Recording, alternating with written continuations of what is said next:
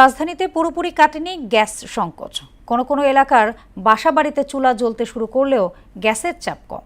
Feelings স্টেশনগুলোতে গাড়ির দীর্ঘ সারি কমেছে, তারপরও ৩০ মিনিট থেকে ১ ঘন্টা পর্যন্ত অপেক্ষা করতে হচ্ছে চালকদের।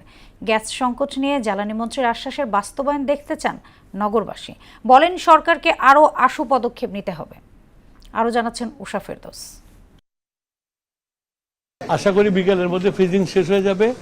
ফ্রিজিং শেষ হয়ে গেলে বিকাল থেকে গ্যাস সঞ্চালন আবার শুরু হবে এবং সঞ্চালন শুরু হয়ে গেলে আস্তে আস্তে আমাদের যেখানে প্রেশার কমে গেছে প্রেশারটা উন্নত হবে এবং মোটামুটি যে সমস্যার মধ্যে পড়েছি সমস্যা উত্তরণ করতে পারবো। গেল বৃহস্পতিবার সচিবালয়ে গ্যাস সংকট পরিস্থিতি উত্তরণের আশার কথা শুনিয়েছিলেন জ্বালানি মন্ত্রী ইকবাল হাসান মাহমুদ টুকু। স্বাভাবিক হতে ২-৩ দিন লাগবে, তবে ৩ দিন পরও পুরোপুরি স্বাভাবিক হয়নি ফিলিং স্টেশনগুলো।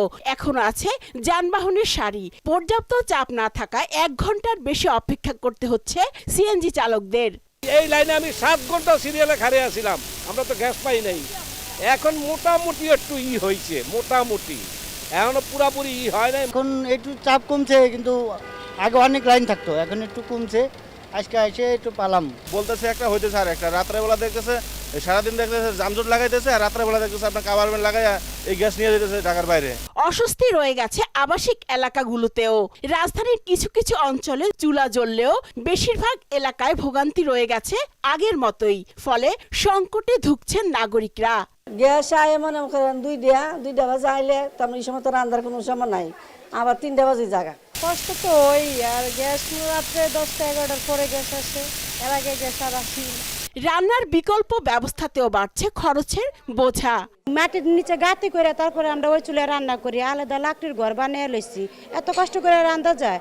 এই লাড়কির চুলাতে রান্ধি, লাড়কিও কিনে আনো লাগে ১৫ টাকা কেজি। এরপরে সিলিন্ডারের বোতল আনো লাগে ২,২২০ টাকা, ঘর ভাড়া দেয় ৯,০০০।